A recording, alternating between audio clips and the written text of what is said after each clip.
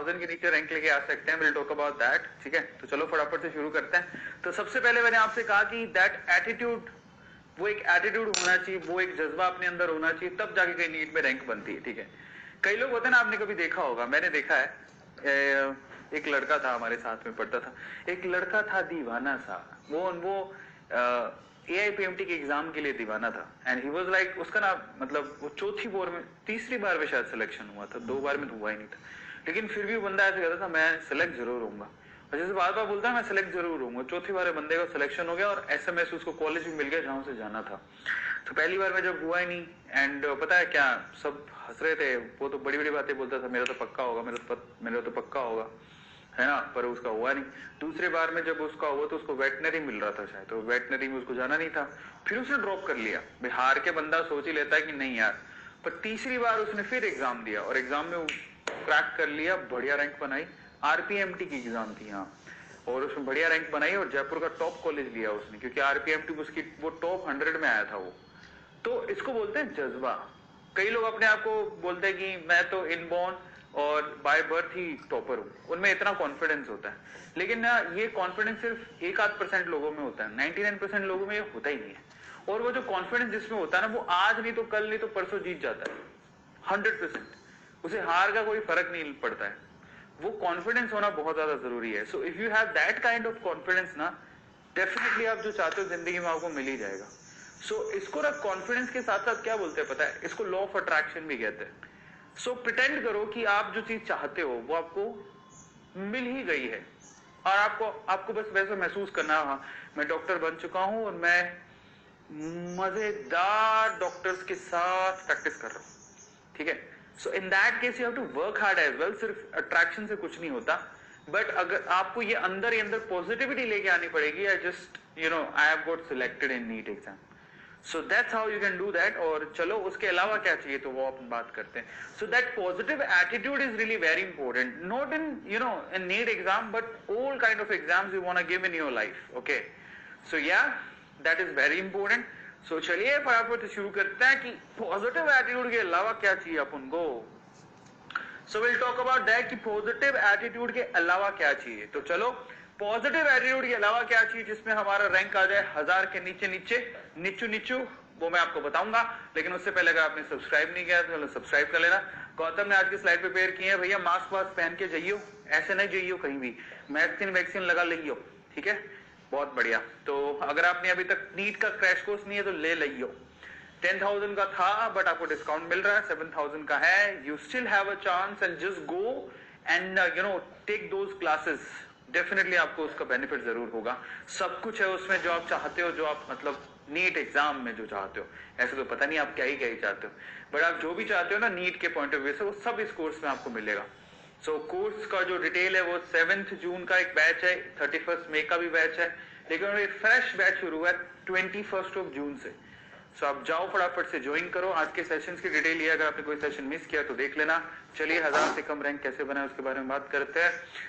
Why we need under 1000 rank, 1000 से कम rank क्यों चाहिए। सबसे पहले तो वो, क्योंकि अगर आपको टॉप मेडिकल कॉलेजेस में जाना है ना, ठीक है, और आपको चाहिए कि हाँ मेरी फीस कम हो, तो इन दैट केस आपको टॉप 1000 रैंक्स के बारे में सोचना पड़ेगा, ठीक है। आपको टॉप मेडिकल कॉलेजेस में जाना है, आप चाहते हो फीस भी बहुत कम भरनी पड़े, अदरवाइज फीस बहुत ज्यादा होती है मेडिकल कॉलेजेस की, आपको सबको पता ही है। क्या करना है अंडर 1000 रैंक के लिए, उसके बारे में बात कर लेते हैं। What you have to do is, आपको अंडर 1000 रैंक के लिए 680 नंबर का टारगेट बना के चलना पड़ेगा। It is quite healthy, oh my god, out of 720 you have to score 680 plus marks, then only you can get under 1000 rank, okay. So that's not so easy. So I'm telling you, the aim which you are setting down right now, that may be easy but you have to do work hard to get that, ठीक है। आपको उसके लिए बहुत ज्यादा hard work करना पड़ेगा। तो चलिए आज मैं आपको बताता हूं कि ऐसी कौन सी 10 चीजें हैं, एक ऐसे 10 टिप्स अपने साथ रखोगे तो आप 1000 से नीचे रैंक बना लोगे। सबसे पहले first of all you need discipline, अनुशासन। जानते हो अनुशासन की पावर क्या होती है। विवेकानंद का एग्जाम्पल ले लो आप, हमारे अब्दुल कलाम जी का एग्जाम्पल ले लो आप, APJ अब्दुल कलाम। तो ये ऐसे एग्जाम्पल है ना जिन्होंने अनुशासन से अपनी जिंदगी को अपने आप को उस मुकाम तक पहुंचाया जहां पर सभी लोग उन्हें याद करते हैं। अनुशासन ये ना जिंदगी में तो कुछ नहीं हो सकता। अनुशासन का मतलब समझो, आपको ये नहीं कहा जा रहा कि आप पूरे दिन में, अनुशासन का मतलब मैं मेरे हिसाब से मैं समझाता हूँ, आपको एक कोई टास्क पकड़ना है, उस टास्क को शिद्दत से करना है। ऐसी शिद्दत मतलब आंधी आ जाए, तूफान आ जाए, सनी पाजी भी कह देना कि भैया इधर आओ 2.5 किलो का हार्ट दिखाता हूं, नहीं, मुझे नीट के एग्जाम की तैयारी करनी, ठीक है, समझ में आता है। So I just don't want to go there. कोई भी सनी आ जाए, कोई भी शनि आ जाए, हमें नहीं जाना है, ठीक है। We don't have to distract, that is called अनुशासन। अनुशासन आपकी जिंदगी बदल सकता है। कोई एक चीज ऐसी पकड़ लो, जैसे आपको पता है सबसे बढ़िया अनुशासन आप किस में दिखाते हो पता है, मैं आपको बताता हूँ। खाने में भूख लगती है ना, ज्यादातर बच्चे तुरंत खाने भाग जाते हैं। तो खाने में जितना आप अनुशासन दिखाते हो, उसी वजह से तो मोटे ताजे होते जा रहे हो, है ना, फैलते जा रहे हो। ज्यादातर नीट के जो बच्चे होते हैं बेसिकली वो अच्छे खासे हेल्दी लेंदी होते हैं, ठीक है। तो ज्यादातर बच्चे खाने में बड़ा अनुशासन दिखाते हैं, जैसे ही भूख लगती भाग जाते हैं। इतना ही अनुशासन अगर आपने नीट के एग्जाम में दिखा दिया, अपने एग्जाम में दिखा दिया, अपने टारगेट पे दिखा दिया, तो आप कामयाब हो जाओगे। जैसे मैंने अपने लिए कुछ चीजें रख रखी है कि मैं पूरे दिन में वो काम करता ही करता हूँ और बड़ी शिद्दत से करता हूँ, वो मेरी एक रिस्पॉन्सिबिलिटी है और उसके लिए मेरा एक अनुशासन है। A2 मोटिवेशन उसका एक एग्जाम्पल है। मैंने कभी उसके लिए कोताही नहीं बरती, कोई आलस नहीं बरता। प्रोक्रेस्टिनेशन, समझ में आता है, वो डिसिप्लिन बहुत ज्यादा जरूरी है। प्रॉपर मैनेज करो अपने स्केड्यूल को और कसम खा लो कि इसको मैं फॉलो करूंगा ही करूंगा। एक बार जो मैंने कमिटमेंट कर दी तो उसके बाद तो मैं अपने नहीं, आपकी भी नहीं सुनता, ठीक है। तो ऐसा कमिटमेंट बहुत ज्यादा इंपॉर्टेंट है। नंबर 2, इंप्रूव योर मेमोरी, ठीक है। मेमोरी को इंप्रूवमेंट सिर्फ बादाम खाने से नहीं होता, ये आप लोगों को याद रखिएगा। ह्यूमन मेमोरी को अगर आप वाकई में इंप्रूव करना चाहते हो, इन that case a practice makes a man perfect, a perfect practice makes a man perfect. आपकी मेमोरी को शार्प करने का सिंपल तरीका है, आप प्रैक्टिस करो। आप अपने चीट कोड्स बनाओ, अपनी डेटा शीट बनाओ, फॉर्मूले की शीट बनाओ, लिखो, बार बार लिखो, लिख लिख के याद करो। आप अपने बायो के डायग्राम्स कैसे याद करते हो, बार बार बनाओगे तो वैसे याद हो जाएगा कि लेबल कौन सा किस पे लगाना है। सो वो बहुत इंपॉर्टेंट है। सो बूस्ट योर मेमोरी, वो बहुत इंपॉर्टेंट है एग्जाम्स के लिए। और मेमोरी को बूस्ट करने का तरीका बादाम या काजू नहीं है, वो है basically more you practice, more you are sharpening your memory. Are you getting my point? बहुत ही बढ़िया। उसके बाद चलते हैं next, focus on important concepts. अभी ये वक्त आपके पास कितना बचा है? अब तो शायद 1-1.5 महीना बचा हुआ है। सो आप सोचो कि एक्चुअल में आपके पास इतना समय तो है नहीं, तो बेसिकली आपको करना क्या है? आपको करना है सिर्फ इंपॉर्टेंट टॉपिक्स पे फोकस करना है, ठीक है। तो आप अभी इंपॉर्टेंट जितने टॉपिक्स है, सारे बच्चों को पता होता है कि कौन से चैप्टर में कौन सी चीज इंपॉर्टेंट है, उसको बार बार याद करो, उसको लिखो। आपको अगर नहीं पता है तो आप जरा पिछले 10 सालों के पेपर चेक कर लो कि किसमें से ज्यादा क्वेश्चन पूछे जाते हैं। सो अगर आप इस तरह से करते हो तो डेफिनेटली आप लोगों को क्या होगा, कॉन्सेप्ट आपके क्लियर होते जाएंगे, इंपॉर्टेंट कॉन्सेप्ट जिसमें से क्वेश्चन आएंगे। तो फोकस अभी स्मार्ट वर्क करने की जरूरत है, समय बहुत कम है, सिर्फ उन पे फोकस करो जिन पे से वाकई में क्वेश्चन आते हैं, ठीक है। उसके बाद क्या करना है, अब जब आपने सिलेक्ट कर लिए टॉपिक, तो just focus on your speed and accuracy as well. जब पूरे दिन में पढ़ते हो तो अपने आप से एक चीज ठान लो, मैं पूरे दिन में 50 बायोलॉजी के क्वेश्चन करूंगा, 50 फिजिक्स के क्वेश्चन करूंगा, 50 केमिस्ट्री के क्वेश्चन करूंगा। इनफैक्ट बायोलॉजी के 100 क्वेश्चन करूंगा, बायोलॉजी के 100 क्वेश्चन, केमिस्ट्री के 50, फिजिक्स के 50 कर ली। अब वो भी टाइम बाउंडेड होने चाहिए। जैसे आप सोच रहे हो 100 क्वेश्चन अगर बायोलॉजी के करने हैं, मुझे कैसे करने हैं, समझ रहे हो कैसे करने हैं? आप उसको पैटर्न को थोड़ा चेंज भी कर सकते हो, 90 45 45 भी कर सकते हो कि हर दिन मैं 45 क्वेश्चन केमिस्ट्री के सोल्व करूंगा, 45 क्वेश्चन फिजिक्स के सोल्व करूंगा, 90 क्वेश्चन बायो के सोल्व करूंगा हर दिन। और वो भी मैं कितने देर में करूंगा, 2 घंटे में। अपनी आदत बनाओ, 180 क्वेश्चन 2 घंटे में मैं खत्म करूंगा, 2 घंटे। आज आप 2 घंटे की आदत बनाओगे तब जाके कहीं नीट में आपका बेड़ा पार होगा, समझ में आता है। तो आप लोग ध्यान रखिएगा, कॉन्सेप्ट पढ़ने के अलावा आपको ध्यान रखना है 25 मिनट कॉन्सेप्ट पढ़ो, 25 मिनट के 15 से 20 पीवाईक्यूज करो। मैं तो आपको कहता हूं 2 घंटे में आपको 180 पीवाईक्यूज खत्म करने हैं और फिर 10 मिनट का ब्रेक लो, ठीक है। इस तरह से आपको प्रैक्टिस करनी है, जितना प्रैक्टिस करोगे उतना आप आगे बढ़ते चले जाओगे, कोई प्रॉब्लम ही नहीं है। एंड देन मेरे प्यारे बच्चों, 2 सब्जेक्ट एक दिन में, आप तीनों सब्जेक्ट पढ़ो यार। ये जो थ्योरी है बेसिकली 2 सब्जेक्ट मर्जी है, बट मेरे ख्याल से आपको तीनों सब्जेक्ट को ही इक्वल वेटेज देना चाहिए। फिजिक्स केमिस्ट्री बायोलॉजी के लिए पूरे दिन में टारगेट बनाओ, उसके हिसाब से उसको फॉलो करो, वो बहुत इंपॉर्टेंट है।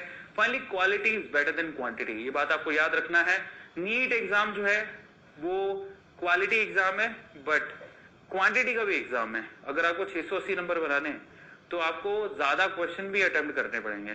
सो ये जरूर डायलॉग अच्छा है बट मेरे ख्याल से नीट का जो एग्जाम है वो क्वालिटी और क्वांटिटी दोनों का है। आपको ये भी ध्यान रखना है कि आप ज्यादातर क्वेश्चन सही करो और आपको 680 नंबर के मुताबिक भी करना पड़ेगा, तब जाके कहीं काम बनेगा। अब वो उस वे से नहीं कह रहा, वो इस वे से कह रहा है कि अगर आप पूरे दिन में बैठो तो आप 8 घंटे 100% फोकस से पढ़ाई करते हो ना, दैट इज बेटर। चाहे 12 घंटे बैठे रहो और उसमें कोई फोकस ही नहीं है, कोई मतलब नहीं है।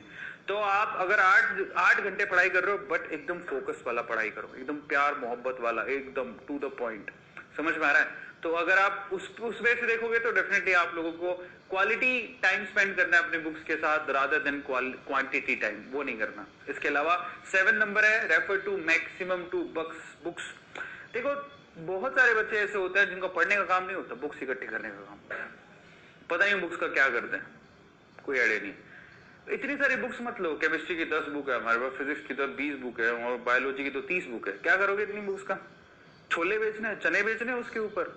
नहीं, एक की 2 ही बुक होनी चाहिए। अगर आप बुक कहीं तो बुक ही नहीं है, कई ऐसी बुक लेके चलते हैं और कईयों के बाद बुक्स ही नहीं है। समझ रहे हो? तो आप ज्यादा बुक्स मत रखो, एक एनसीईआरटी होनी चाहिए। उसके अलावा आप या तो पिछले 10 साल के पेपर में से कुछ भी ले लो, आपकी मर्जी है। अरिहंत ले लो, एमटीजी ले लो, डीसी पांडे ले लो, तुम्हारी मर्जी है।